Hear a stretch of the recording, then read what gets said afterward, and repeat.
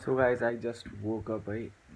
आजको भिडियो चाहिँ तपाईँहरूको लागि एउटा मिल प्लान हुनेछ, भेजिटेरियन मिल प्लान। आज चाहिँ no eggs, no chicken, no मासु है, सबै भेजिटेरियन हुनेछ। सो तपाईँ भेजिटेरियन डाइट अथवा नन भेजिटेरियन डाइट जे फलो गरे पनि उठ्ने बित्तिकै यु सुड ह्याभ दिस पानी।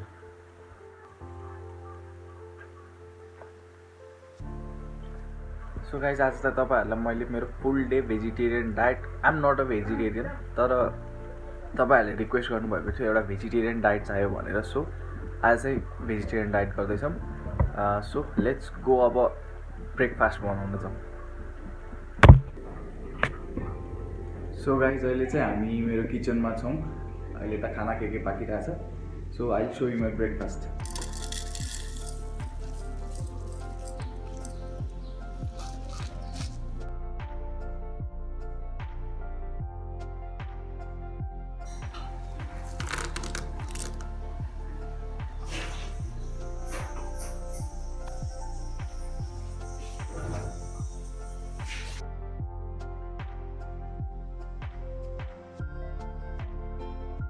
सो यो चाहिँ मेरो ब्रेकफास्ट थियो। यसमा मैले around 50 gram oats, 1 cup milk, अलिकति पिनट्स र टेस्ट इन्हान्स गर्नको लागि हनी लिएको छु।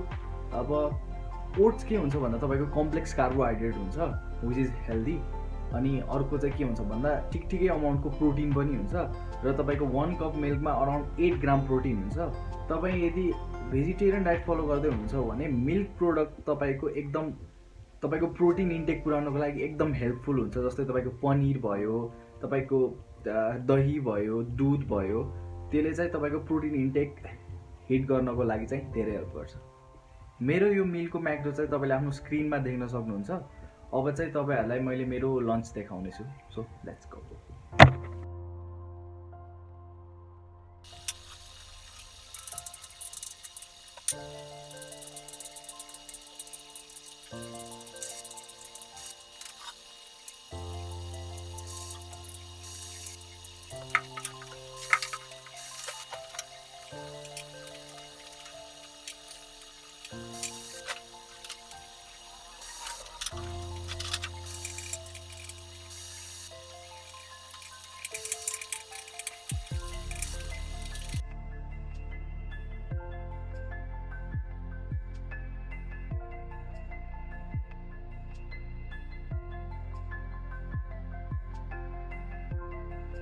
सो मेरो लन्च भनेको यही हो, नर्मल घरमा बनेको दाल भात तरकारी। एउटा कुरा चाहिँ म के गर्छु भन्दा मेरो प्रोटिन कन्टेन्ट चाहिँ बढाउन खोज्छु। त्यसैले यो खानामा चाहिँ मैले के गरेको छु भन्दा सोया चङ्क बनाएको छु। सोया चङ्कको भुर्जीको रेसिपी तपाईँलाई चाहिएको छ भने I link it in the description. होइन, मैले अलरेडी सोया चङ्कको रेसिपीको भिडियो बनाइसकेको छु। सोया चङ्कमा 100 ग्राम्समा 52 ग्राम प्रोटिन हुन्छ, जुन चाहिँ भेजिटेरियनहरूको लागि चाहिँ एकदम बेस्ट सोर्स अफ प्रोटिन हो। तपाईँहरूले चाहिँ दिनको 50 to 70 gram soya chunk consume गर्न सक्नुहुन्छ। It is okay. तपाईँको म्यान बुब्स आउँदैन है। धेरै मिसकन्सेप्सन छ, धेरै सोया चङ्क खायो भने चाहिँ म्यान बुब्सहरू आउँछ, एस्ट्रोजन लेभल बढ्छ भन्ने। तर दिनको 50 to 70 ग्राम इज फाइन। मेरो यो मिलको म्याक्रो चाहिँ तपाईँले स्क्रिनमा देख्न सक्नुहुन्छ।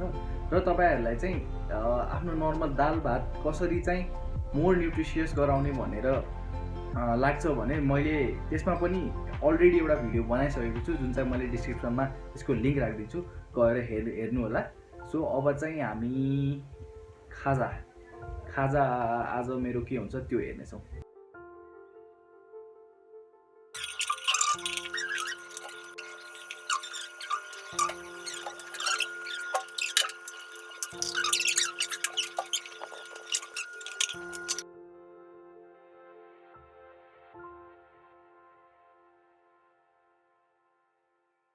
यो चाहिँ मेरो खाजा थियो। अब तपाईँहरूलाई यसको रेसिपी चाहिएको छ भने म चाहिँ यसको लिङ्क माथि आई बटनमा राखिदिन्छु।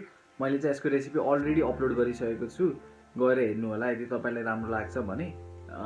तपाईँहरूलाई यो खाजाको म्याक्रो चाहिँ तपाईँले आफ्नो स्क्रिनमा देख्न सक्नुहुन्छ। Now I will see you in my dinner.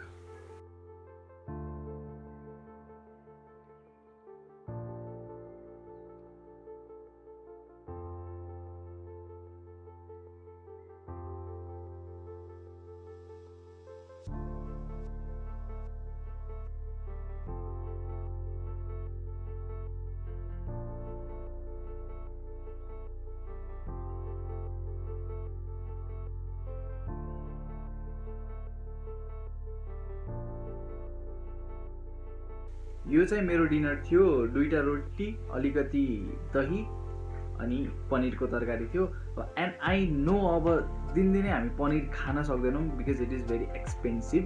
म चाहिँ के रिकमेन्ड गर्छु भन्दा तपाईँहरूले पनिरको ठाउँमा चाहिँ बिन्सहरू जस्तै हाम्रो कालो चना, सेतो चना भयो, दालहरू भयो, राजमाहरू भयो। तपाईँ भेजिटेरियन भएपछि के हुन्छ भन्दा प्रोटिनको सोर्सहरू लिमिटेड हुन्छ, त्यही भएर तपाईँहरूको लागि बिन्सबाट पनि राम्रो प्रोटिनको अमाउन्ट तपाईँले आफ्नो डायटमा एड गर्न सक्नुहुन्छ। मेरो लास्ट मिल भनेको 1 कप मिल्क हुन्छ। यो चाहिँ म सुत्नुभन्दा अराउन्ड 2 आवर्स अगाडि खान्छु। दुधमा के हुन्छ भन्दा तपाईँको केसिन प्रोटिन हुन्छ, जसले गर्दा चाहिँ तपाईँको बडीलाई रातभर यसले प्रोटिन प्रोभाइड गर्छ। 1 कप मिल्कमा तपाईँले 8 ग्राम प्रोटिन पाउनुहुन्छ, जुन चाहिँ तपाईँको रातभर स्लोली डाइजेस्ट हुन्छ। आई होप तपाईँहरूलाई मेरो यो भिडियोले धेरै हेल्प गर्यो। बिङ अ भेजिटेरियन तपाईँहरूलाई चाहिँ आफ्नो प्रोटिन गोल हिट गर्न धेरै गाह्रो हुन्छ। सो मैले यो भिडियोमा दिएको टिप्सहरू तपाईँहरूले आफ्नो डायटमा एड गर्नुभयो भने तपाईँहरूलाई आफ्नो प्रोटिन गोल हिट गर्न धेरै सजिलो हुनेछ। भिडियो मन पर्यो भने please subscribe and give it a thumbs up है।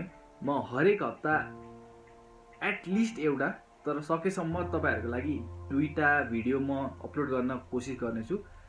C you at next video. By.